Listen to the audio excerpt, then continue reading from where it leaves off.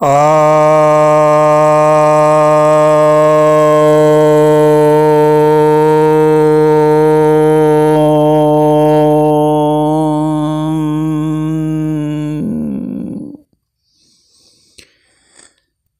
भक्तजनों को सप्रेम नमन। भक्तों, आज मैं आपके समक्ष श्रीमद् भगवद गीता के 10वें अध्याय के 17वें श्लोक पर प्रवचन सुनाने जा रहा हूं। अर्जुन कहते हैं, अर्जुन उवाच कथम विद्यामहं योगिंस्त्वां सदा परिचिन्तयन् केषु केषु च भावेषु चिन्त्योऽसि भगवन्मया। अर्थात, हे योगी, मैं किस प्रकार आपका सदा चिंतन करूं कि आपको जानूं, और हे भगवान, मैं किन किन भावों में चिंतन करूं जिससे कि आपको जानूं।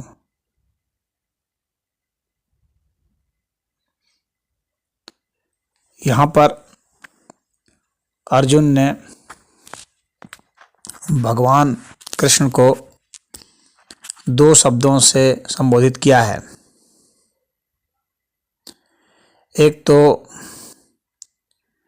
भगवान शब्द से और दूसरा योगी शब्द से।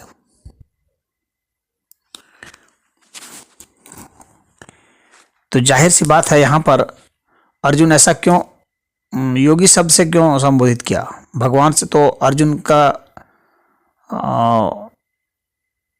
मंतव्य स्पष्ट है कि अर्जुन समझ चुके थे कि ये भगवान है, परंतु यहाँ पर योगी शब्द का प्रयोग करने का अर्जुन का मंतव्य यह है कि जब आप किसी को योगी शब्द से संबोधित करते हैं तो जाहिर सी बात है कि आप योग तत्व के विषय में जानना चाहते हैं, यानी आप साधना के विषय में जानना चाहते हैं, तो आप योगी शब्द से संबोधित करते हैं। इसीलिए अर्जुन ने यहाँ पर योगी शब्द से संबोधित किया है। और अर्जुन ने जो जानना चाहा है, एक जिज्ञासु साधक, एक भक्त की एक खास बात होती है कि वह कोई चीज जानना चाहता है तो वह सार्वभौमिक रूप से जानना चाहता है, यानी उसके प्रश्न जो हैं सार्वभौमिक लाभ के लिए होते हैं, निजीगत प्रश्न उसके उतने नहीं होते हैं। जिसका दिमाग जितना बड़ा होता है, जो जितने बड़े स्तर पर सोचता है, जितने ज़्यादा प्राणियों के विषय में सोचेगा, जितना ज़्यादा अस्तित्व के विषय में सोचता है, उसके प्रश्न भी उसी तरह से बड़े होते जाते हैं। बहुत सामान्य से व्यक्ति छोटे छोटे प्रश्न करते हैं जो सिर्फ उनको प्रभावित करते हो, लेकिन जो बड़े स्तर के व्यक्तित्व होते हैं उनके प्रश्न भी बड़े होते हैं जो सभी को प्रभावित करते हैं। तो यहाँ पर अर्जुन के जो प्रश्न हैं वे सभी को प्रभावित करने वाले प्रश्न हैं, इसलिए वो योगी शब्द से प्रयोग करके भगवान से यह जानना चाह रहा है कि आपका कैसे चिंतन किया जाए, और वैसे भी सदा कैसे चिंतन किया जाए। मेरे पास भी बहुत लोग आते हैं, पूछते हैं कि चलिए जिस वक्त भगवान का चिंतन कर रहे हैं 5 मिनट 8 मिनट 10 मिनट बैठते हैं जब, तो भगवान का चिंतन कर लेते हैं, लेकिन सदा चिंतन नहीं हो पाता है। सदा चिंतन कैसे हो भाई? और सदा चिंतन करेंगे तो फिर दूसरे काम कैसे हो? अब ये बहुत बड़ी उलझन होती है। अच्छा, काम भी अगर कर लें और चिंतन भी कर लें तो फिर जब नींद में जाएंगे तब कैसे चिंतन हो? यह एक बहुत बड़ा प्रश्न उठता है। फिर एक प्रश्न कुछ लोग ऐसे भी उठाते हैं जो ज्ञान योगी हैं और जो नास्तिक हैं, उनके भी प्रश्न इस तरह से होते हैं, क्योंकि ज्ञान योग में भी आप देखेंगे, यदि आप राजा जनक और अष्टावक्र का संवाद सुनेंगे तो वहाँ पर एक आपको कथन मिलता है कि ईश्वर का भी चिंतन करते हुए व्यक्ति चिंता को ही भजता है। यह बहुत जबरदस्त वाक्य है। अष्टावक्र गीता, इसको महागीता कहा जाता है। जैसे यह श्रीमद् भगवत गीता है, उसी तरह से एक महागीता है जिसे अष्टावक्र गीता भी कहते हैं। उसमें अष्टावक्र इस बात को कहते हैं कि सदा जो चिंतन में रत रहता है, ईश्वर का ही चिंतन में क्यों नहीं रत हो, आखिर वह चिंतन भी तो चिंता ही है। तो तुम उस चिंतन से भी मुक्त हो जाओ जनक, ईश्वर के भी चिंतन से मुक्त हो जाओ, तमाम चिंताओं से मुक्त हो जाओ, अपने दिमाग को फ्री कर दो। तो एक वह स्थिति होती है, वो ज्ञान योग की अवस्था है, ज्ञान योग की साधना की प्रक्रिया है, जिसमें व्यक्ति चिंतन को और चिंता को दोनों को परेशानी मानता है और उससे त्रस्त होकर के, उससे दुखी होकर के, उससे वो घबरा करके मुक्त होना चाहता है। लेकिन जो भक्त होते हैं वे चिंतन से परेशान नहीं होते, वो चिंतन से मुक्त नहीं होना चाहते। चिंतन उन्हें दुखी नहीं करता है। उन्हें दुखी की अवस्था की अनुभूति तब होती है जब वे चिंतन सांसारिक करते हैं। तो वे सांसारिक चिंतनों से परेशान है, न कि चिंतन से। तो भगवान के चिंतन में, तत्व चिंतन में उन्हें कोई परेशानी नहीं। उसे वे एक आनंद का बिंदु और ईश्वर की अच्छी देन समझते हैं और मस्तिष्क को वो चिंतन मुक्त नहीं करना चाहते। हाँ, उस चिंतन की दिशा को वे अवश्य मोड़ देना चाहते हैं और प्रभु चरणों में समर्पित करते हैं। तो यहाँ पर यह चिंतन की बात हुई कि चिंतन अति दुखदायी है। तो राजा जनक का जो और अष्टावक्र का जो संवाद है वह कहता है कि भाई तुम तमाम तरह के चिंतनों से मुक्त हो जाओ, चाहे वो ईश्वरीय चिंतन ही क्यों ना हो। तो भौतिक चिंतन से भी मुक्त हो जाओ, ईश्वरीय चिंतन से भी मुक्त हो जाओ, यानी तुम शब्दों से ही मुक्त हो जाओ। तो वह भी एक विधि है, कारगर विधि है। और यहाँ पर भक्ति योग में चिंतन को प्रॉब्लमेटिक नहीं माना जाता है और यह कहा जाता है कि चिंतन जो है वह परमात्मा ने दिया हुआ है हमें, तो चिंतन का हमें आदर करना चाहिए, उसका समुचित प्रयोग करना चाहिए। तो उस चिंतन को हम कैसे प्रभु चरणों में लगा दें। तो अब यहाँ प्रश्न उठता है सदा सदा परिचिंतयन्, यहाँ जो सदा शब्द है। तो एक हमारे करीबी भक्त हैं, वे आते रहते हैं, तो वे बराबर इस उलझन में रहते हैं। उनका पूछना है कि सदा कैसे रहेंगे। मैं चाहता हूँ लगातार रहूं, जब चिंतन करता हूँ तो खुशी होती है, परंतु काम के उलझन में वो छूट जाती है। ये साधकों के सामने एक बहुत बड़ी समस्या आती है। तो पहली बात तो यह समझ लेना चाहिए कि कभी भी ऐसा नहीं सोचना चाहिए कि जो चिंतन है या जो चिंता है या जो कर्म के विषय में जो विचार हैं वे कुछ गैर हैं। हमें दिक्कत तब आती है जब हम सोचते हैं कि यह जो शब्द है यही ईश्वर का शब्द है और यह अमुक शब्द जो है वो ईश्वर का नहीं है। यह हमने एक भ्रम पाला हुआ है। हम सोचते हैं कि राम शब्द बोलेंगे या कृष्ण शब्द बोलेंगे तो ही ईश्वर का शब्द हुआ, और यदि हम जूता बोलते हैं, लकड़ी बोलते हैं, तो ईश्वर का शब्द नहीं हुआ। यह हमारे दिमाग में एक कॉन्सेप्ट बैठ गया है, भ्रांतिपूर्ण कॉन्सेप्ट है यह। हम सोचते हैं कि अगर हम भजन गाएंगे तो ही भगवान का हुआ, यदि हम गाना गाएंगे तो भगवान का नहीं हुआ। हम सोचते हैं कि यदि मंदिर में घंटी हिलाएंगे तो ही भगवान संबंधित कार्य हुआ, तभी भक्ति संबंधित कार्य हुआ, और यदि हम घर में रोटी बेल रहे हैं या खेत में फावड़ा चला रहे हैं या फैक्ट्री में काम कर रहे हैं तो वो भगवान का काम नहीं हुआ। इन भ्रांतिपूर्ण धारणा की वजह से ही इस तरह की बात उठती है कि हम सदा परिचिंतन कैसे करेंगे। तो सबसे पहले ये समझिए कि कोई भी जो शब्द है, कोई भी जो ध्वनि है, वो ईश्वरीय ही है। हर ध्वनि ईश्वरीय है। तो अब आप कोई भी शब्द बताएंगे या कोई भी वाक्य बोलेंगे, वे सारे वाक्य ईश्वरीय ही है। बस आपकी श्रद्धा होनी चाहिए और आपका कॉन्सेप्ट क्लियर होना चाहिए, और फिर वे शब्द आपको विचलित नहीं करेंगे। यहां तक कि गाली भी जो है वो भी ईश्वरीय है। यह आपके दिमाग में बात स्पष्ट हो जानी चाहिए कि यह पूरा जगत है ईश्वर के तत्व से परिपूर्ण है। ओम पूर्णमिदः पूर्णमिदं पूर्णात् पूर्णमुच्यते। ये सिर्फ पूरा अस्तित्व परिपूर्ण है, उससे पूर्ण है। तो जब पूर्ण है ये पूरा अस्तित्व, एक वासुदेव के सिवाय कुछ भी नहीं है, तो फिर क्या कोई ऐसा शब्द हो सकता है जो भगवान का शब्द ना हो? क्या कोई ऐसी ध्वनि हो सकती है जो भगवान की ध्वनि नहीं हो? सब ध्वनियां भगवान की ही है। सारे नाम भगवान के हैं, सारे शब्द भगवान के हैं। वो किसी भी भाषा के शब्द हो और कोई भी शब्द हो, कोई भी वाक्य हो, भगवान का ही वाक्य है। अब दूसरी बात, कोई भी जो गतिविधि है वो गतिविधि ईश्वरीय गतिविधि है। आप कोई भी कर्म करते हैं वो ईश्वरीय कर्म ही है। आप कोई ऐसा कर्म नहीं कर सकते जो ईश्वरीय नहीं हो। यानी सभी कर्म ईश्वरीय है।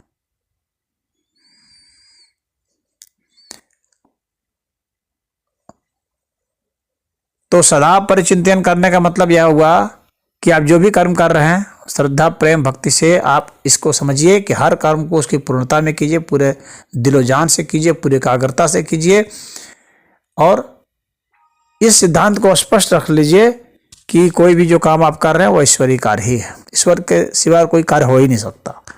जब आपके दिमाग में यह बात रहेगी तो आपको बार बार याद करने की उसकी कोई आवश्यकता नहीं है। उसके पीछे जो आपका यह भाव है यही काफी है। यह जो कॉन्सेप्ट है यह पर्याप्त है। तो आपका चिंतन होता रहेगा जब तक आप जागृत हैं तब तक।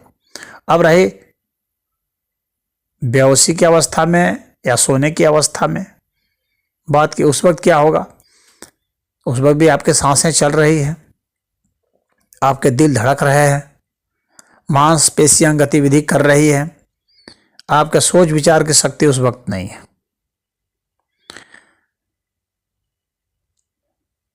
आपको उस वक्त भी पेन फील होता है किसी किसी अवस्था में, और किसी किसी अवस्था में पेन फील नहीं होता है, या पेन फील हो रहा है इसका पता नहीं चलता। लेकिन इंजरी तो होती है, और इंजरी होती है तो फिर वहाँ पर जो इंजरी को भरने के लिए जो गतिविधियाँ हैं वे सब होती हैं। तो आप यह समझ लें कि उस अवस्था में भी, जब आप जागृत अवस्था में इन सब चीज़ों को समझ जाएंगे, तो जब आप नींद में भी जाएंगे, स्वप्न में भी जाएंगे, तो आपको पता चलता रहेगा इस बात का। स्वप्न में भी आपकी जागृति हो जाएगी, और स्वप्न में जब जागृति हो जाएगी तो स्वप्न जो देखेंगे आप जानते रहेंगे कि मैं स्वप्न देख रहा हूँ, और यह भी जानते रहेंगे कि ये जो स्वप्न है यह एक स्वप्न है, और यह भी ईश्वरीय ही है। यह भी प्रभु ने ही दी है, और यह स्वप्न स्वयं भी प्रभु है। यह संदेश भी प्रभु का है, और यह जो स्वप्न की प्रक्रिया है यह भी ईश्वरीय ही है। यानी एक ईश्वर के सिवाय तो वह कुछ समझता ही नहीं कि कुछ है। तो फिर स्वप्न में भी उसका प्रवेश हो जाएगा और बेहोशी में भी प्रवेश हो जाएगा। तो यह जो है सदा हो जाएगा, सदा की अवस्था यहाँ उपलब्ध हो जाएगी। तो यह जो अर्जुन ने प्रश्न पूछा है तो इसका उत्तर ही मैं यहाँ खुद ही दे रहा हूँ, हालांकि भगवान भी आगे देंगे। तो यहाँ जो है कथम विद्यामहम योगिम स्वाम सदा परिचिंतन, सदा मैं कैसे चिंतन कर सकता हूँ, तो भगवान से पूछ रहे हैं। अब इसके बाद दूसरी बात है कि केशु केशु च भावेशु, कैसे कैसे भाव से मैं चिंतन कर सकता हूँ। तो भगवान ने जैसे विशेष जहाँ पर विलक्षणता है किसी गुण का, तेज का, ओज का, सौंदर्य का या बड़ेपन का, यानी किसी भी गुण का, तो वहाँ पर किसी व्यक्ति को ज़्यादा विलक्षणता के कारण वहाँ पर फोकस करने में सुविधा हो सकती है, परंतु है यह साधक की बात, सिद्ध के लिए नहीं। सिद्ध के लिए तो सब ईश्वरीय ही है, लेकिन साधक के लिए भगवान वहां कुछ विशेष रूप से प्रकट है। तो जो विशेष रूप से प्रकट है तो वहां पर व्यक्ति अपने को फोकस कर सकता है। तो पूजा विधि के लिए जरूरी है वह जहाँ विशेष रूप से फोकस हो, एक साधारण सा व्यक्ति है जहाँ वो अपने को केंद्रित कर सकता है, तो उसके लिए वो अच्छी बात है। तो इसलिए उस दृष्टिकोण से, यानी जो काफ़ी नए नए साधक हैं, उस नज़रिए से अर्जुन ने यहाँ प्रश्न पूछा है कि किन किन भावों से, किस किस वस्तु को और किस किस भाव से, यानी कौन कौन से भाव हमारे में रहेंगे। क्या हम क्रोध भाव से भी भगवान की आराधना कर सकते हैं? तो कर सकते हैं। क्या हम लोभ भाव से भी आराधना कर सकते हैं? तो कर सकते हैं। क्या हम मोह से भी कर सकते हैं? तो कर सकते हैं। द्रोह से कर सकते हैं? तो कर सकते हैं। भगवान की आराधना आप द्रोह से भी कर सकते हैं। भगवान के खिलाफ भी खड़े होकर के भगवान की आराधना होती है। कठिन है वह आराधना, जैसे कंस ने किया, रावण ने किया, तो वह आराधना भी संभव है। कोई ऐसी चीज नहीं है जिसे कि आप नहीं कर सकते, लेकिन आपको उसकी अंतिम अवस्था तक जाना पड़ेगा, परम अवस्था तक जाना पड़ेगा। क्रोध भी हो तो परम हो, प्रेम भी हो तो परम हो, क्योंकि परम अवस्था पर जाने पर ही पूर्णता होती है, रियलाइजेशन होगा, उसके पहले नहीं होगा। तो हर भाव से, क्रोध हो, घृणा हो, प्रेम हो, सहयोग हो, सभी भावों से, और कोई भी वस्तु हो, सभी वस्तुओं से किया जा सकता है। हालांकि जो विशेषता है, जो एक नए साधक के लिए जो विलक्षणता होती है, उन विलक्षणताओं के नज़रिए से उसके लिए विग्रह बदल सकते हैं। किस विग्रह की वो आराधना करे, किसके करीब वो अपने को ज़्यादा पाता है, उसका दिल कहाँ लगता है, उसका मन कहाँ बैठता है, कहाँ उसकी श्रद्धा प्रवाहित होती है। कोई अपनी माँ को ही भगवान मान करके आराधना करता है और उसे ईश्वर की प्राप्ति हो जाती है। कोई अपने पिता को ही मान के प्राप्त कर लेता है, कोई अपने गुरु को मान के प्राप्त कर लेता है, कोई अपने बच्चे को भी मान के प्राप्त कर सकता है, कोई किसी वृक्ष को मान करके प्राप्त कर सकता है। यानी जहाँ भी आपका दिल जम जाता है, जहाँ आपका लगाव हो जाता है, बहुत गहरा लगाव, ये क्या मोह ही तो है, बहुत गहरा लगाव। तो जब मोह बहुत प्रबल हो जाए किसी के प्रति और वो पराकाष्ठा पर पहुंच जाए, तो वह भी प्रेम में बदल जाता है और ईश्वर वहां भी प्रकट होते हैं। तो ईश्वर तो हर हाल में प्रकट होंगे, द्रोह में भी। जैसे हिरण्यकशिपु ने, अब प्रहलाद और हिरण्यकशिपु की कहानी जो है वो बहुत विलक्षण कहानी है। प्रहलाद भी मुक्त हुआ, हिरण्यकशिपु भी मुक्त हुआ। प्रहलाद ने भी भक्ति की, हिरण्यकशिपु ने भी भक्ति की। प्रहलाद ने प्रेम से, श्रद्धा से आराधना की और हिरण्यकशिपु ने द्रोह से, घृणा से, क्रोध से आराधना की। और भगवान प्रकट हुए तो दोनों के लिए प्रकट हुए। ये अलग बात है कि एक को जो है मृत्यु मिली और दूसरे को जीवन मिला, परंतु मोक्ष दोनों को मिला। जब भगवान प्रकट होंगे तो मोक्ष तो मिलना ही है। तो मोक्ष तो दोनों को मिला, चाहे हिरण्यकशिपु हो चाहे प्रहलाद हो। तो भाव, अलग अलग भाव से आप आराधना कर सकते हैं, अलग अलग वस्तु की, अलग अलग तत्व की आराधना करते हैं, क्योंकि सारे तत्व जो हैं वो ईश्वरीय ही है। ईश्वर के सिवा कोई तत्व है ही नहीं, तो फिर इससे कोई फर्क नहीं पड़ता। परंतु आपकी श्रद्धा, आपका प्रेम जहाँ बन जाता है, आप जहाँ फोकस कर सकते हैं, आपकी एकाग्रता जहाँ जम जाए, आपका दिल जहाँ जम जाए, बस आपके लिए फिर वही एक वस्तु है। यही हालांकि इसमें तो अर्जुन ने सिर्फ प्रश्न पूछा है, मैंने आपको थोड़ा यहाँ इसमें आंसर भी दे दिया है, तो ठीक है। यही इस श्लोक का मंतव्य है। ओम हरि।